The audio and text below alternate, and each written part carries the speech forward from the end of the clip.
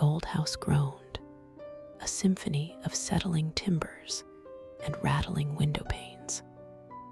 It was always worse at night, a soundtrack to my burgeoning dread. I'd inherited the place from my great-aunt Mildred, a woman whispered to have dabbled in things best left undisturbed. I dismissed the gossip as village folklore until now.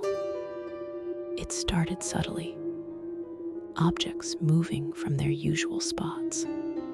A book on the mantelpiece shifted to the floor, a teacup inexplicably on the windowsill. Then came the whispers, faint at first, like dry leaves skittering across a floor. I'd attribute them to the wind, to the old house groaning under its own weight. But the whispers grew, coalescing into hushed, guttural phrases I couldn't quite decipher. One particularly stormy evening, the power flickered out. The darkness was absolute, suffocating. As I fumbled for a flashlight, a chilling sensation washed over me. It felt like being watched intensely by something unseen. I heard a distinct, wet thud from the hallway, followed by a low, raspy breath that seemed to vibrate through the floorboards.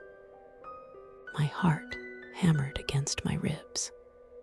I froze, straining my ears. The breath came again, closer this time.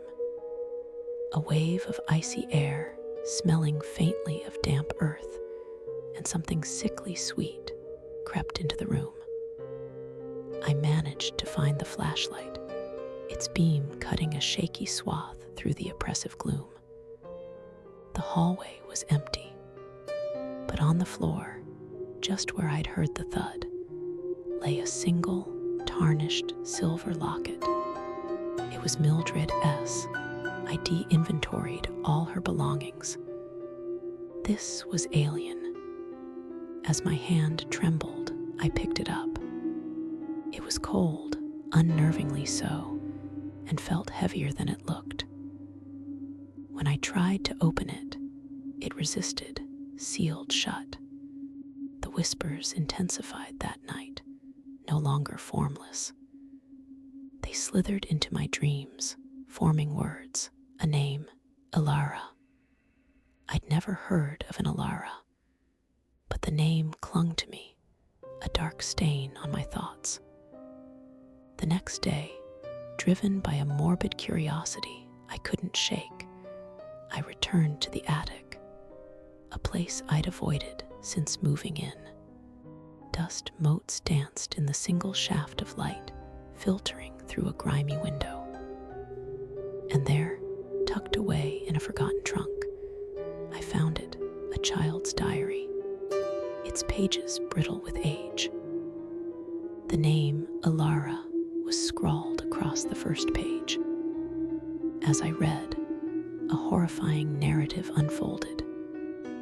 Elara was Mildred's younger sister, a child who died mysteriously in the house decades ago. The diary detailed her growing fear of her older sister, of strange rituals, and a darkness that Mildred seemed to invite into their home. The last entry spoke of a binding, of a sacrifice, and the words, "She sealed me in the walls, but my name will linger." A cold dread washed over me. The thud, the breath, the locket. Elara wasn't just a name, she was trapped.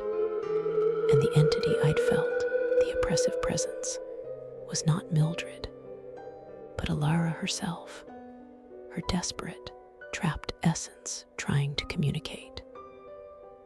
The sickly sweet smell, I now realized, was the scent of decay, of something long imprisoned. That night, as the storm raged outside, I heard it again. Not a whisper this time, but a faint, childlike sob emanating from the wall beside my bed. The locket in my pocket pulsed with a faint warmth. I knew then that the house wasn't just old, it was a tomb, and I was sharing it with a restless, spectral child, her torment seeping into the very fabric of the walls. The whispers weren't a warning to me. They were Elara's eternal plea for release, and I am now part of her chilling, unending story. Don't say hello. Welcome to the Aqeela Files.